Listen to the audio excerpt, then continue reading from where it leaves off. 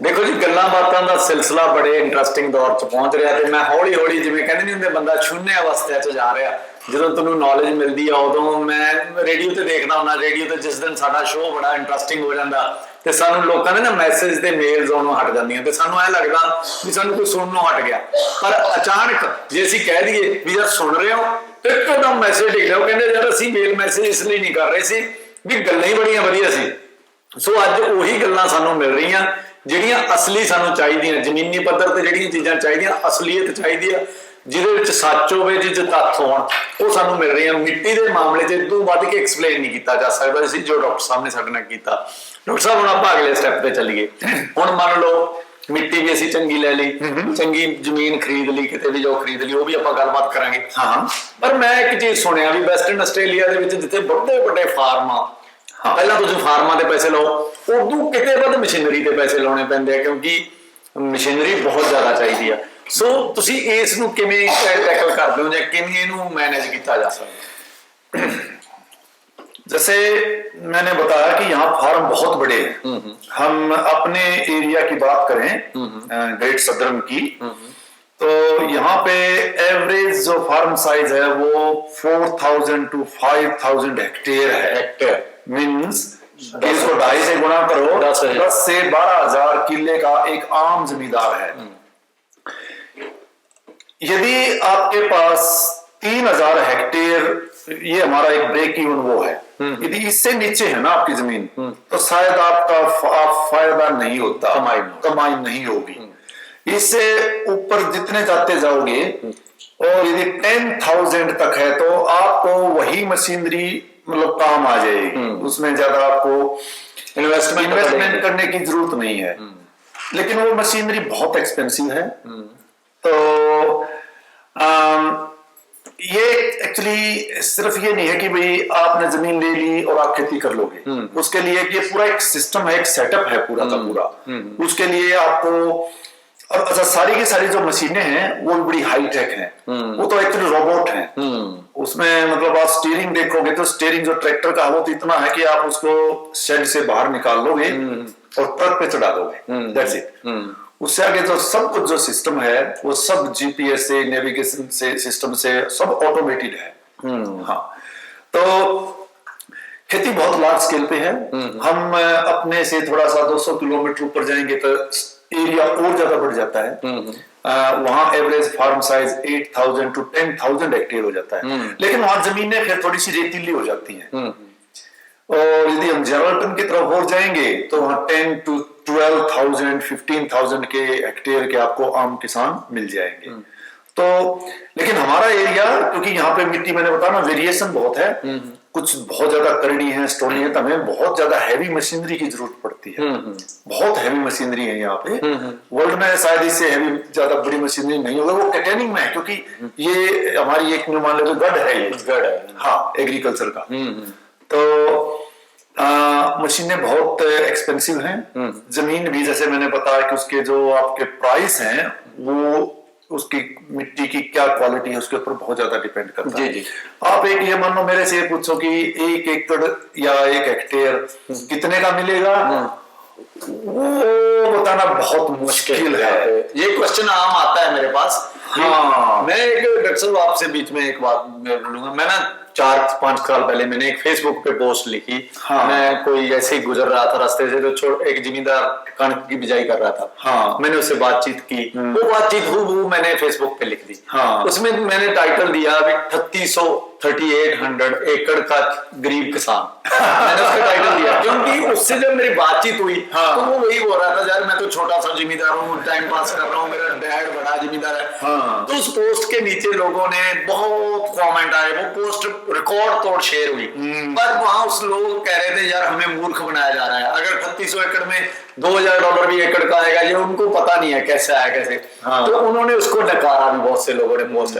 पर मैं 2 क्वेश्चन आपके पास। हाँ। एक तो क्वेश्चन ये है, अभी आपने जैसे बोला भी कम से कम अगर आप कुछ कमाना चाहते तो 10,000 एकड़ चाहिए। उससे आपको खेती के फायदा है। दूसरी मैं ये पूछना चाहूंगा, जो आपने बोला भी इतनी मशीनरी, इतनी जमीन, आप इंडिया में भी रहकर आए हैं, हाँ। आप इंडिया में भी जानते हैं, सारा कुछ जानते जी। हैं। हमारे वहां अगर किसी के पास 10 एकड़ है तो उसका रहना सहना, उसकी बोल चाल कैसी होती है, 20 वाले कैसी, 40 वाले की कैसी होती है। हाँ। तो यहाँ जो 10,000 12,000 एकड़ का किसान आपको रोज मिलते होंगे। हाँ, रोज बिल्कुल, वो तो हमारे, वो तो रोज, फिर हाँ। पंजाबी में वो तो बंदा मार के सोते होंगे। देखिए वैसे भी आप ऑस्ट्रेलियन सोसाइटी को ऐसे देखोगे, यहाँ पे इक्वलिटी बहुत ज्यादा है। 95% लोग यहाँ मतलब इक्वल इन द सेंस की, यदि आप इकोनॉमिकली भी देखोगे, यही फार्मर्स की बात है। चाहे वो कितने भी रिच हैं, वो कभी शो ऑफ नहीं करेंगे बिल्कुल कि मैं बहुत रिच हूं। तो ये एक बहुत बड़ा डिफरेंस है हिंदुस्तान में और यहाँ में। यहाँ के लोगों में यहाँ खेती कोई सब्सिडी नहीं है उसके ऊपर। मैं आपको एक बात बताऊं, ये बड़ा वहम है लोगों को। ऑस्ट्रेलिया एक ऐसा कंट्री है, एक ऐसा देश है, पूरे वर्ल्ड में कह सकते हो आप, जहां पे एक भी पैसे की सब्सिडी नहीं है। नहीं है, बिल्कुल। और फिर भी हम पूरे वर्ल्ड मार्केट के साथ फाइट करते हैं। हमारा प्रोड्यूस जो हम पैदा करते हैं, दुनिया खरीदती है और अच्छे पैसे देती है। यदि किसी को मतलब ये पता लगे कि ऑस्ट्रेलिया का प्रोडक्ट है एग्रीकल्चर का, तो वो ऐसे लेते हैं और उसके पैसे देने के लिए तैयार हैं। क्यों? उनको ये पता है कि जो क्वालिटी है ना, वो नंबर 1 है। क्वालिटी के पैसे हैं। और वही फिर हमारा जो मार्जिन है फार्मर्स, वो उसी को लेते हैं, क्योंकि और तो सब्सिडी तो है नहीं। तो फार्मर्स, और मैंने दूसरा बताया कि किसान ज्यादातर पढ़े लिखे हैं, सभी ग्रेजुएट हैं और वो बड़े बिजनेस ओरिएंटेटेड है। खेती यहाँ पे एक बिजनेस है, एग्री बिजनेस। एग्री बिजनेस के नाम से ही यहाँ पे मतलब यह एक बिजनेस है। तो अपने वहां पंजाब में, हरियाणा में देखोगे कि आपका ये खेत है, वही आपके तो बड़े हरे गेहूं नजर आ रहे हैं। मेरे नियर मैं क्या करूंगा, उसमें जाके एक कट्टा यूरिया का मारूंगा। और अब आप देखोगे आपकी प्रोडक्टिविटी तो बहुत होगी आखिर में, लेकिन आप ये नहीं देखते कि उसके पीछे आपने खर्चा कितना कर दिया। यहाँ पे हम उल्टा लेते हैं। हमारी जो पूरी साइंस है, पूरी रिसर्च, वो चलती ही डॉलर से है। हम ये मानते हैं कि किसान मान लिया $1 खर्च करता है, हम उसको $1.25 कैसे बनाएं।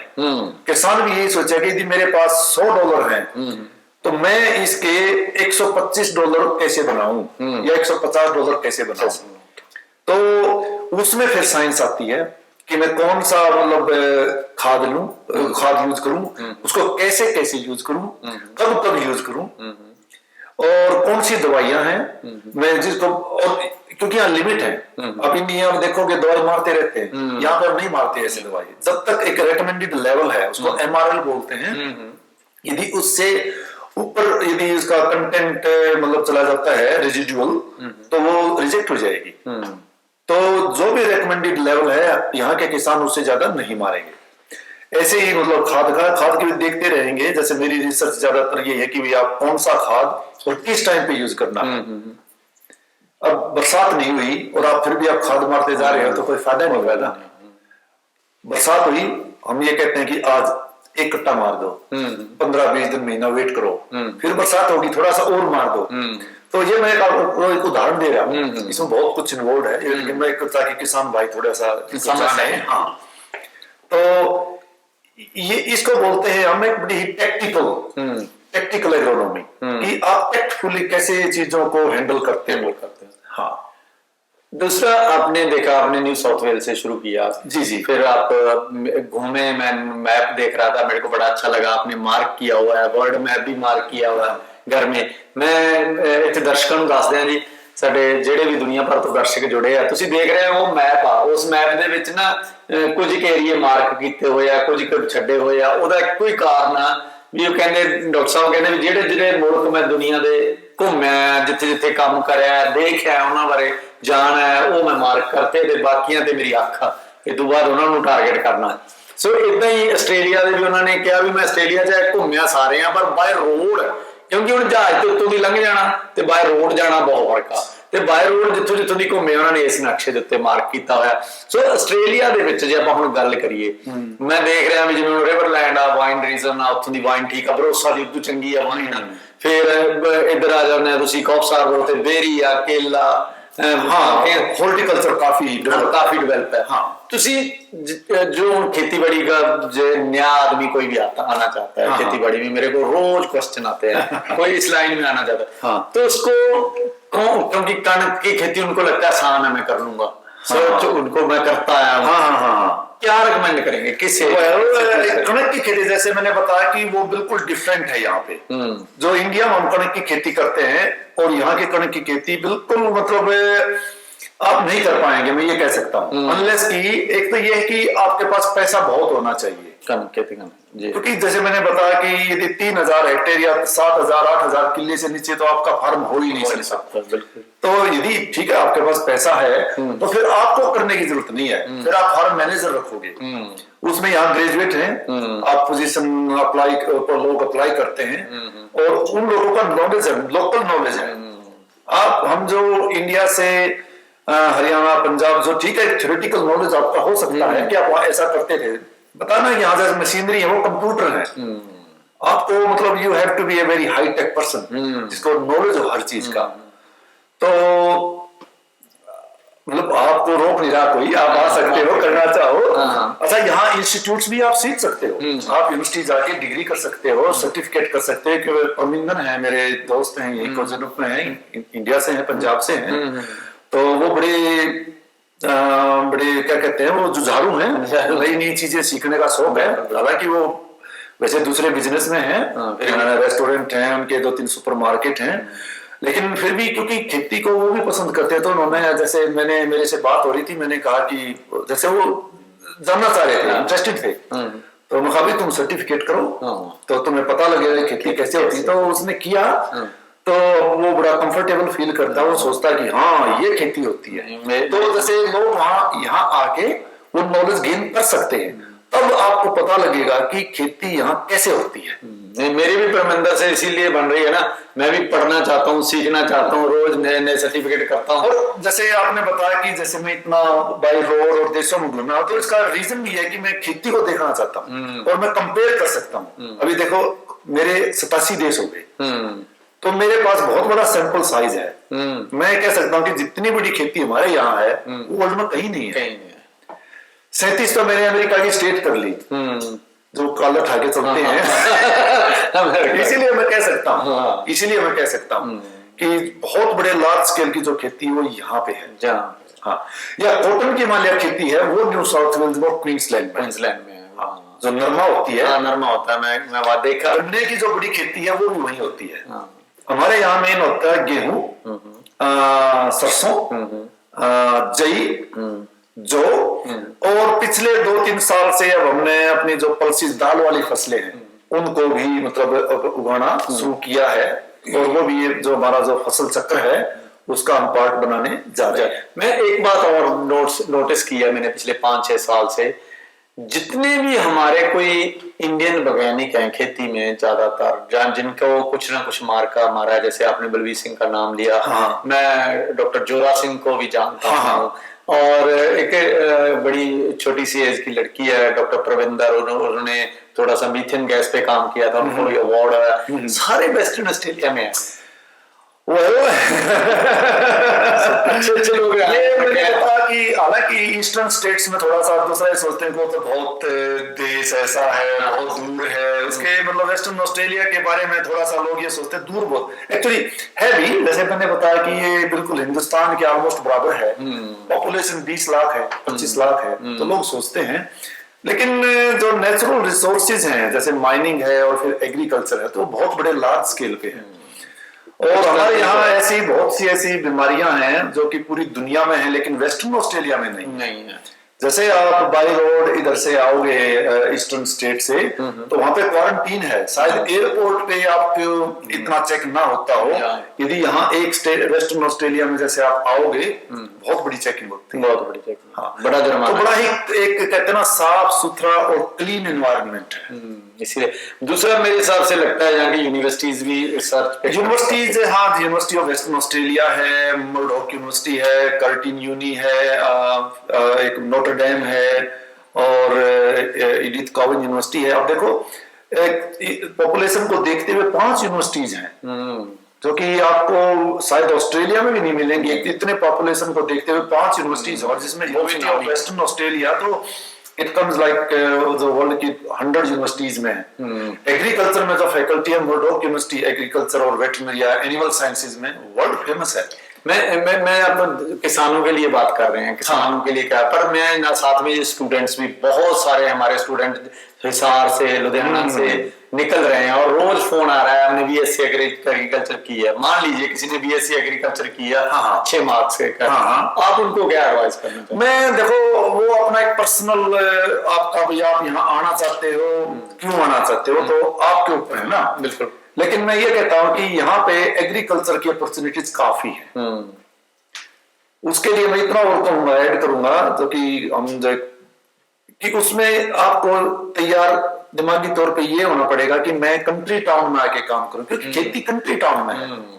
वो आप कनॉट प्लेस में नहीं कर सकते। उसके लिए आपको रोहतक जाना पड़ेगा, लुधियाना जाना पड़ेगा, ठीक है ना, तालावाली जाना पड़ेगा, कानपुर जाना पड़ेगा। कनॉट प्लेस में या बम्बई नहीं हो सकती नहीं हो सकती। हाँ तो बहुत लोग ऐसा सोचते हैं कि मैं डिग्री कर लूंगा, फिर वो स्ट्रगल करते हैं। हाँ, तो यदि आपके साथ आप में एप्टीट्यूड है एग्रीकल्चर का, आप कुछ करना चाहते हैं, तो I think western Australia provides lot of opportunities. बहुत बढ़िया है डॉक्टर साहब। डॉक्टर साहब मैं एक बात और जो क्योंकि बहुत सारे ऐसे क्वेश्चन होते हैं, बहुत सारी ऐसी बातें जो फॉर्मल होती हैं, जो इंटरव्यूज में पूछी जाती हैं, पर बहुत सारी ऐसी बातें होती हैं वो बाद में जिसकी इंटरव्यू ली जाती है ना, वो बोलता है मेरे से ये पूछना चाहिए था, मैं इसके बारे में जरूर बताना चाहता था, मैं इस बात के बारे में।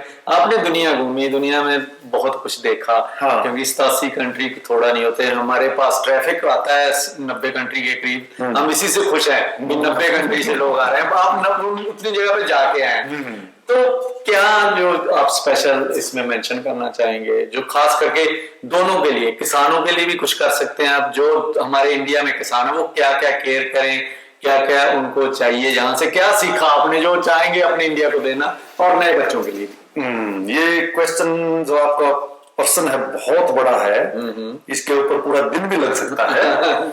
लेकिन यदि मैं थोड़े से एक संक्षिप्तली बताऊं तो ये है कि किसानों को अपने आप को देखना चाहिए कि उनकी औकात कितनी है खर्च करने की जब खेती करते हैं। जैसे मैंने थोड़ा सा मैंने बताया कि उनको खेती को अपने एक बिजनेस के तौर पे लेना चाहिए। उनको अपने खर्चे कम करने चाहिए पहले। जितने खर्चे कम होंगे फायदा उसी से होगा। बाकी वहां गवर्नमेंट की पॉलिसी है, आई डोंट नो कि भाई वो कितना रोल प्ले करती हैं। वो एक बहुत बड़ा इश्यू हो जाता है मान लिया, और ना मैं उसमें जाना चाहता। जी बिल्कुल। लेकिन एक आम किसान के लिए मैं इतना जरूर कहूंगा कि अच्छे किस्म का बीज लगाओ, और जो भी आपके पास इनपुट है, जैसे खाद है, दवाइयां हैं, पानी है, उनको इतना ही इस्तेमाल करो जितने की जरूरत है। एक्सेस बहुत बड़ी होती है वहां पर। एक्सेस इतनी बड़ी है कि आप देखो कि जो अंडरग्राउंड वाटर है पंजाब का, वो बिल्कुल पोल्यूटेड होता जा रहा है नाइट्रेट से। इवन हमारे हरियाणा में भी, जैसे हमारा गांव है आसपास है, वहां पे सैलिनिटी की प्रॉब्लम आती जा रही है। तो क्योंकि वो लोग ये सोचते हैं कि कोई नहीं, क्या फर्क पड़ता है, ये तो सबक है ना, क्या फर्क पड़ता है, मेरे बहुत डेंजरस है। मेनू की उनको ये देखना चाहिए कि एक एक पैसा तुम्हारी जेब से निकल रहा है। एक पैसा बचाओगे वो तुम्हारा ही तो है, तुम्हारा ना। हाँ, वो तो है ही तुम्हारा, तुम्हारे पास। तो अच्छे बीज, अच्छी दवाइयां और खाद, और उनको कितनी जरूरत है, कितनी मात्रा में डालना है, जब जरूरत हो तभी डालना है। मैं बस यही मतलब एक एग्रोनॉमी पॉइंट ऑफ व्यू से, एक साइंटिस्ट पॉइंट ऑफ व्यू से तो यही बता सकता हूँ। बाकी तो गवर्नमेंट की पॉलिसी इतनी है, अब वो किसानों के फेवर में है, उनके हक में है या नहीं है, वो तो एक अलग चीज है। हाँ, लेकिन और मैं ये भी कहूंगा कि किसान जो है हरियाणा पंजाब में खासकर जो अपना एरिया है बहुत ज्यादा पैदा करते हैं। मतलब वो वर्ल्ड के नंबर 1 किसान कह सकता हूं मैं पैदावार में। लेकिन यही कि इतनी पैदावार वो अपने खर्चे कम करके भी ले सकते हैं। ये मेरा दावा है। जहां पे मतलब यूनिवर्सिटी का रोल आता है, कृषि विज्ञान केंद्र है, उनका रोल आता है। मेरा एक मानना और भी है, कई बार क्या आता है ना, हम किसी चीज को बस ऐसे उसको निंदन के निंदते हैं, अभी ऐसे अच्छी नहीं है, मैं हिंदी में पता नहीं आप क्या कह सकते हैं, पर हमारे पंजाबी जी कहते हैं निंदना, साढ़े को बदनाम करना होता है हमारा। अभी यूनिवर्सिटीज कुछ कर नहीं रही, कृषि वगैरह, कई बार हम अप्रोच भी नहीं तो करते ना, कितने किसान करते हैं। देखो जैसे हमारा रिसर्च स्टेशन है, एक्चुअली वो मॉडल ही अलग है। मैं आपको ये बताऊं, अब यहाँ जो मॉडल है हमारा रिसर्च का, और किसान हम पे क्यों विश्वास करते हैं, क्योंकि हम किसान के पास जाते हैं, वहां पे किसान आपके पास आते हैं, तो दोनों चीजों में फर्क है ना। हमारी जो फंडिंग है, जो रिसर्च की फंडिंग है, वो भी किसान के ऊपर लेवी है। 1 टन के ऊपर वो $1 टैक्स लगता है। जब वो बेचारे ऑलरेडी इतना पैसा हमें पहले ही दे रहे हैं, और $1 फिर गवर्नमेंट लगाती है, उस पैसे से मतलब हमारी रिसर्च की फंडिंग होती है। तो इसका मतलब हम आंसरेबल किसान को है, ना कि सरकार को। तो हम साल में 3 या 4 मीटिंग करते हैं। एक जैसे मीटिंग होती है हमारी मार्च में, हम किसानों से मतलब हर टाउन में हम जाके 15, 20, 30 जितने भी किसान हैं उनसे बात करते हैं। उनसे कहते हैं पिछले साल तुम्हारा सीजन कैसा रहा, वो हमें बताते हैं कि पिछले साल ये रहा, ये समस्याएं आई। तो हम उनको फिर डॉक्यूमेंट करते हैं, और फिर हम रिसर्च प्रोजेक्ट उसी से रिलेटेड बनाते हैं कि ये जो समस्या आई, तो समस्या को हम कैसे सोल्व कर सकते हैं, इसका समाधान कैसे कर सकते हैं। फिर जैसे क्योंकि समस्या का हमें पता लग गया, वो हमने रिसर्च ट्रायल लगा लिया, एक्सपेरिमेंट लगाए, उन्हीं किसानों को फिर हम क्या करते हैं कि जुलाई या अगस्त में हम उनको फील्ड डे बोलते हैं, हम उनको इनवाइट करते हैं कि देखो अब हमने मतलब ये एक्सपेरिमेंट लगाया है, तुम देखो कि इसमें मतलब क्या तुम अपना, क्योंकि उनका एक्सपीरियंस है 1 साल पहले का, उन्होंने जो उसमें देखा कि क्या तुम इसमें फर्क महसूस कर सकते हो, तो वो क्योंकि देख सकते हैं। और उसके बाद एक मीटिंग हम करते हैं फिर नवंबर या दिसंबर में, जब हार्वेस्टिंग हो जाती है, तो वही फिर हम उनको बताते हैं। तो अभी देखो हमारी इतना हमने मतलब पैदावार की है, और फिर फरवरी में हम उसको हमारे यहाँ क्रॉप अपडेट्स बोलते हैं, हम जितनी भी वो रिसर्च है उसको मतलब उनके पास जाके प्रेजेंट करते हैं। तो एक साइकिल है।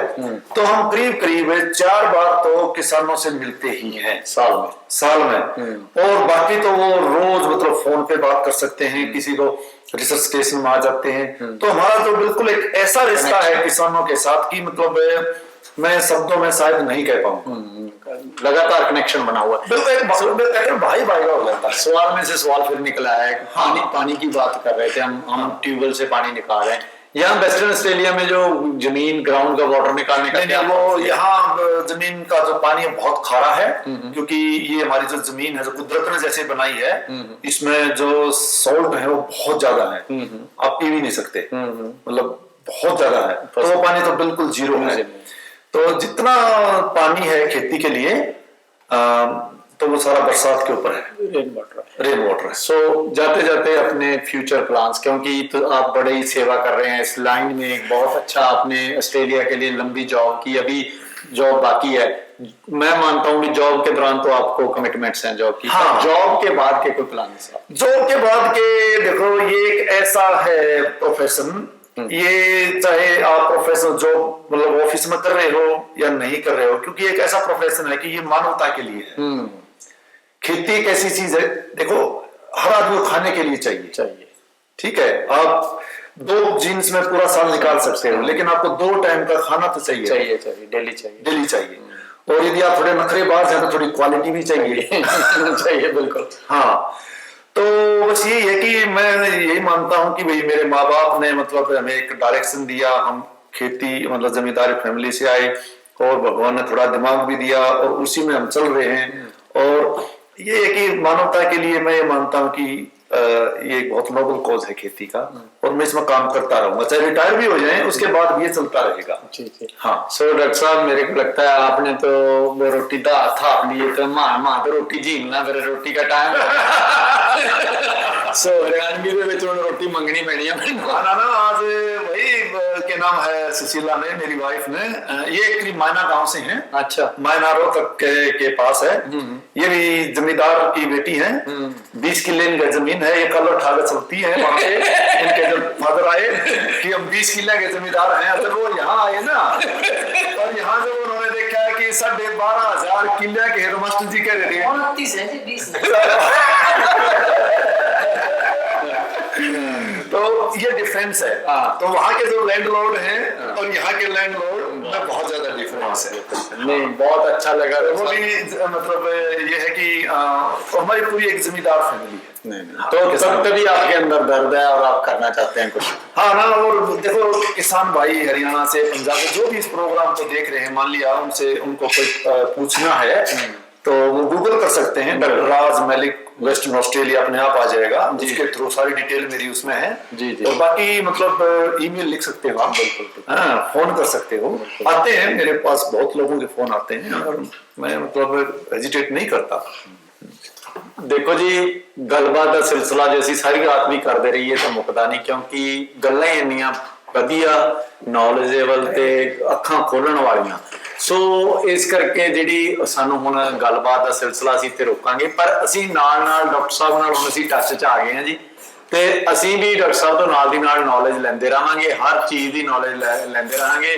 ਤੇ ਅਸੀਂ ਆਸ ਦੁਆ ਇਹ ਕਰਦੇ ਹਾਂ ਵੀ ਇਹ ਜ਼ਰੂਰ ਜਿੱਦਾਂ ਇੱਥੇ ਸੇਵਾ ਕਰ ਰਹੇ ਆ, ਐਵੇਂ ਬੈਕ ਐਂਡ ਜਿੱਥੋਂ ਅਸੀਂ ਆਏ ਆ, ਸਾਡੀਆਂ ਜੜ੍ਹਾਂ, ਉੱਥੇ ਵੀ ਅਸੀਂ ਸਹਿਯੋਗ ਦਿੰਦੇ ਰਹਿੰਦੇ ਆ ਤੇ ਦਿੰਦੇ ਰਹਿਣਗੇ ਅੱਗੇ ਵੀ। ਤੇ ਬੜੀ ਖੁਸ਼ੀ ਹੋਈ ਵੀ ਇਹਨਾਂ ਦੇ ਇੱਕ ਬੇਟੀ ਹੈ ਜੀ, ਜਿਹੜੀ ਉਹ ਵੀ ਆਪਣੇ ਆਪ 'ਚ ਮੈਂ ਕੰਧ ਭਰੀ ਦੇਖ ਰਿਹਾ ਬੇਟੀ ਦੇ, ਰੋਬਿਨ ਮਲਿਕ ਦੀ, ਜਿਨ੍ਹਾਂ ਨੇ ਕਿ ਇੰਨਾ ਕੁ ਚੀਜ਼ਾਂ ਯੂਨੀਵਰਸਿਟੀ ਬੰਨੀਆਂ ਜਿੱਤੀਆਂ ਹੋਈਆਂ ਜਾਂ ਉਹਨਾਂ ਨੂੰ ਅਵਾਰਡ ਹੋਈਆਂ, वो भी कमाने वाली गल है। सानू उम्मीद है भी एनिमल साइंस वो एनिमल साइंस एक्चुअली वो यहाँ पे पीएचडी कर रही थी मुरडॉक से, और मुरडॉक जो है is one of the best universities agricultural और एनिमल साइंसेज में। लेकिन क्या हुआ, उसको वो रिसर्च में अच्छी है, उसको अमेरिका से बहुत अच्छा फेलोशिप मिल गया, United states department of agriculture. तो वो अब पीएचडी वहां से करेगी। तो नॉर्थ डाकोटा है बिल्कुल सेंटर में, तो वहाँ पे जो नॉर्थ डाकोटा स्टेट यूनिवर्सिटी है और यूएसडीए की वहाँ पे लैब है, तो वहाँ पे वो पीएचडी करने गई हुई है। तो जाते जाते एक सवाल और भी, जैसे आपने बेटी को अपनी ये तो एकेडमिक तो लैब दे दिया सारा, हाँ, पर वो अपनी माँ बोली अच्छी बोलती है? वो पूरी हरियाणवी ऐसी बोलती है कि बस वही बात है, लोग कई बार सोचते हैं। तो एक्चुअली वो उसके साथ वो कई भाषाएं जानती है।